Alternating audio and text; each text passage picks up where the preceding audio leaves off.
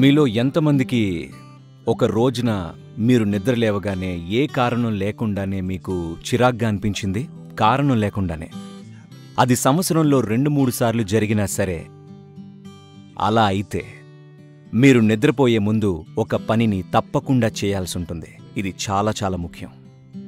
ఎందుకంటే మీకు తెలియకుండా మీరిది అర్థం చేసుకోవాలి. మీరు నిద్రలో ఎన్నో సానుకూల అంశాలు, ప్రతికూల అంశాలను కూడా పోగు చేసుకోగలరు. ప్రియమైన లేదా అప్రియమైన విషయాలను కూడా మీరు నిద్రలో చాలా సమర్థవంతంగా, నిరంతరాయంగా నిలుపుకోగలరు. మీరు పగలు కూడా ఇది చేయగలరు, కానీ వాటికి అంతరాయాలుంటాయి. అంత సమర్థవంతంగా ఆ పని జరగదు.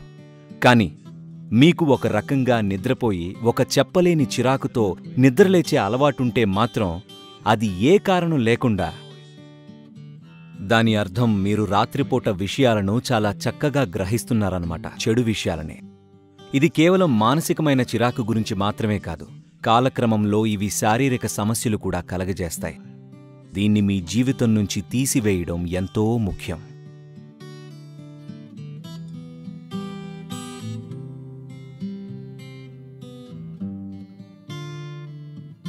మీరు రాత్రి నిద్రపోయే ముందు కొన్ని విషయాలను సరిచూసుకోవాల్సి ఉంటుంది.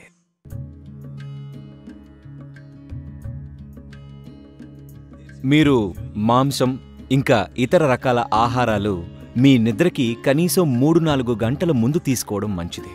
అవి జీర్ణమైపోవాలి. పడుకునే ముందు కొన్ని నీళ్లు తాగి పడుకుంటే మీ సమస్య తీరిపోవటం మీకే తెలుస్తుంది. It gets taken care of just like this. ఇంకొక సులువైన విషయం ఏంటంటే స్నానం. నిద్రపోయే ముందు మీరు స్నానం చెయ్యండి. అది చాలా మార్పు తెస్తుంది. చలికాలంలో చన్నీళ్ల స్నానం కొంచెం కష్టం కావచ్చు, అందుకే గోరువెచ్చని నీళ్లతో చేయండి. రాత్రుళ్ళు వేడి నీళ్లతో స్నానం చేయకండి, గోరువెచ్చగా చేయండి. అవి మీకు కాస్త చురుకుదనమిస్తాయి. మీకు నిద్ర పట్టదేమో అనిపిస్తుంది, పర్వాలేదు, మీకు ఒక పావుగంట లేదా అరగంట తర్వాత నిద్ర పట్టచ్చు, కానీ హాయిగా నిద్రపోతారు.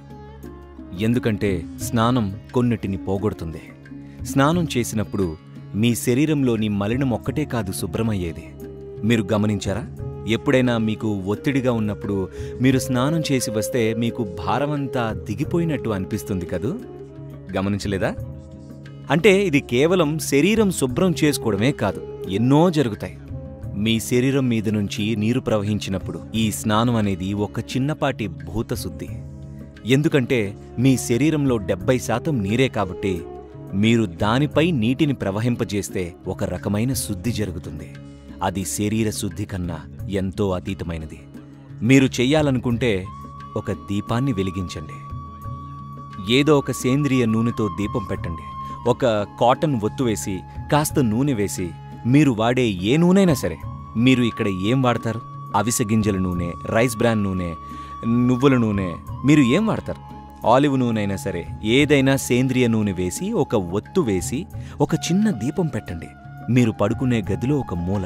మీ నిద్ర సమస్యలు పూర్తిగా మాయమైపోతాయి.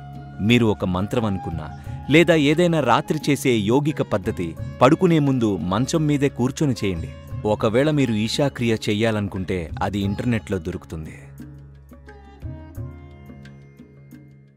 భారతదేశంలో సాధారణంగా మీకు చెప్పేదేంటంటే ఎప్పుడూ ఉత్తరానికి తల పెట్టుకుని పడుకోకూడదు అని. ఇది విన్నారా ఎప్పుడైనా?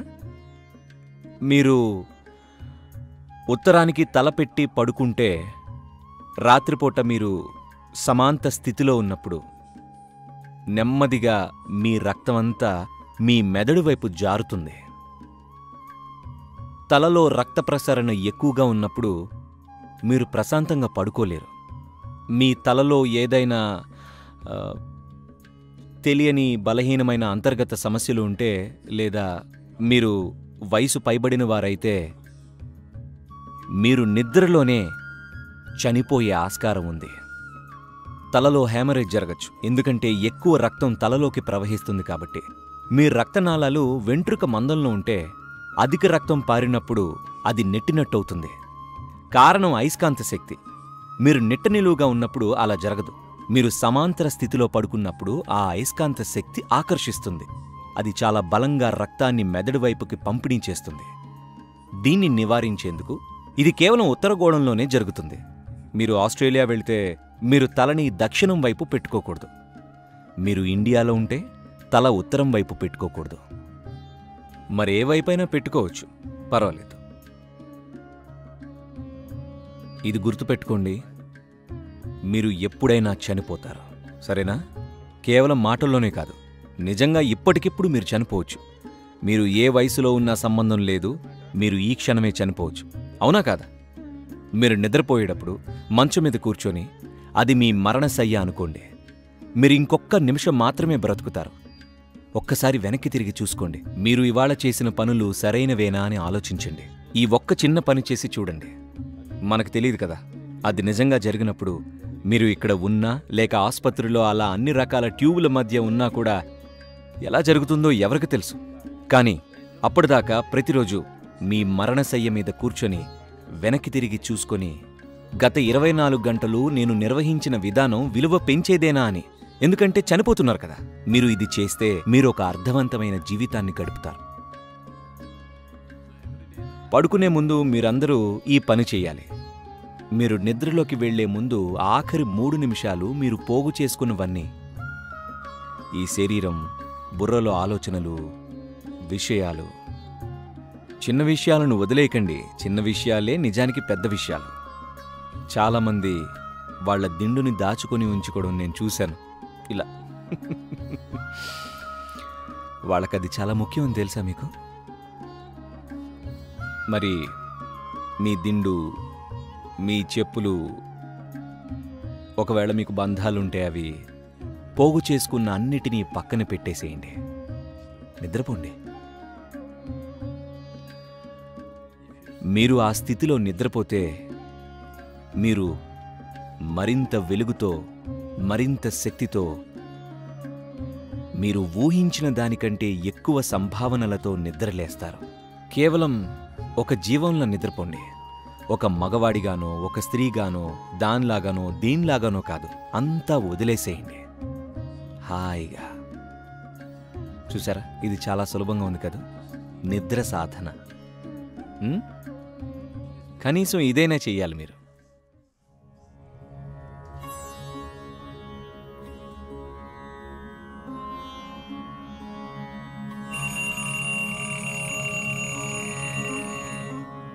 ప్రతిరోజు మీరు ఏ రకమైన శబ్దాలతో నిద్రలేస్తారు అనే విషయం మీ రోజు పరిస్థితిని, మీ జీవిత పరిస్థితిని ఎన్నో రకాలుగా నిర్ణయిస్తుంది. ఒక అలారం గంటతో మీరు మేలుకోవడం మీ జీవితాన్ని నడిపేందుకు సరైన పద్ధతి కాదు.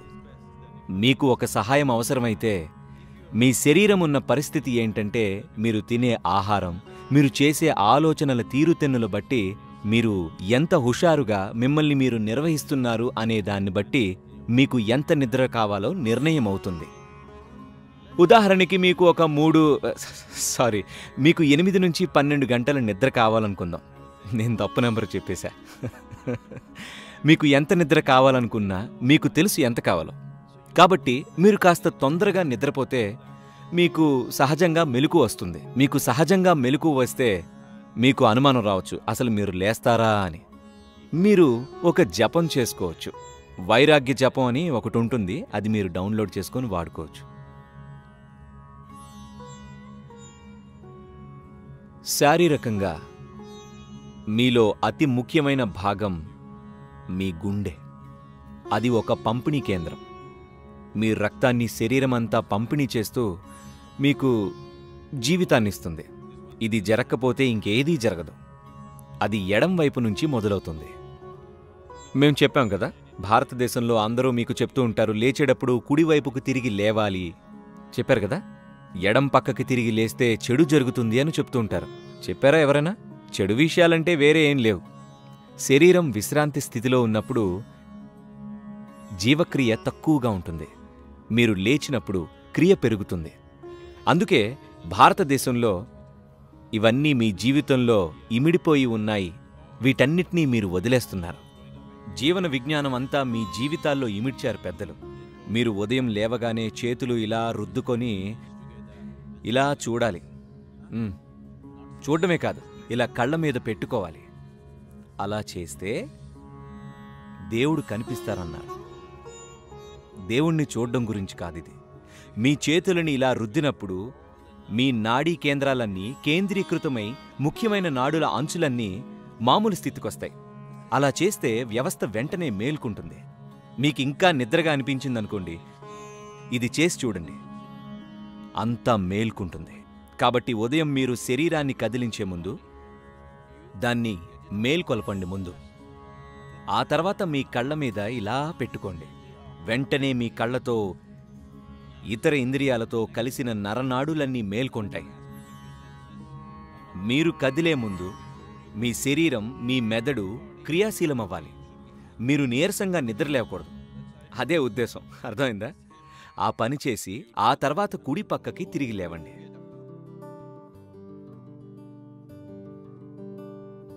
ఇవాళ మనమందరం నిద్రపోతే రేపు ఉదయానికి సుమారు 2.5 లక్షల మంది ఇక నిద్రలేవరు. ప్రపంచంలో సహజ మరణం అదే. ఒక్కవేళ రేపు మీరు నిద్రలేస్తే మీ గ్యారంటీ ఉందా? మీ దగ్గర ఏమైనా గ్యారంటీ కార్డు ఉందా? ఏం లేదుగా.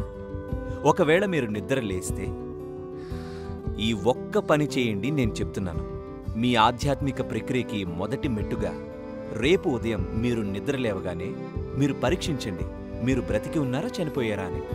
మీరు జీవించి ఉంటే ఒక చిన్న సైజు సంబరం అవసరమే కదా. అంటే మీరు లేచి డాన్స్ చేయక్కర్లేదు, కనీసం మీరు నవ్వచ్చు. అమ్మయ్య, నేను ఇంకా ఉన్నాను అని. 2.5 లక్షల మంది చనిపోయారు. వాళ్ళు మనలాంటి వారే కదా. ఉఫ్ అని వెళ్ళిపోయారు, అవునా? మీరు ఎక్కడ చూసినా వారు ఉండరు. నేను మాత్రం ఇక్కడే ఉన్నాను, ఇంకా సజీవంగా. ఒక పెద్ద నవ్వుతారా? నేను మేనేజ్మెంట్ క్లాస్ చెప్తున్నానా? ఒక 2.5 లక్షల మంది చనిపోతే కనీసం 30 లక్షల మంది వాళ్ళ దగ్గర బంధువుల్ని పోగొట్టుకుని ఉంటారు. మీకు కావలసిన 4-5గురిని చూసుకోండి, వాళ్ళు కూడా ఇవాళ జీవించి ఉన్నారా లేదా అని. మరో పెద్ద చిరునవ్వు. హలో, నవ్వుతారా నవ్వరా? బతికే ఉన్నారు. అలా కాదు. ఇప్పుడు ఒకవేళ మీ తలకి గన్ను పెడితే మీకు హాయిగా ఉంటుందా? ఉండదుగా. మీరు భయపడిపోతారు. అంత విలువైనది జీవించి ఉండడం అంటే. అంత ముఖ్యం మీరు జీవించి ఉండడం అనేది. రేపు ఉదయం 2.5 లక్షల మంది చనిపోయినా కూడా మీరు ఇంకా బ్రతికే ఉన్నారు. ఒక చిరునవ్వు నవ్వడానికి ఆ కారణం చాలదా చెప్పండి?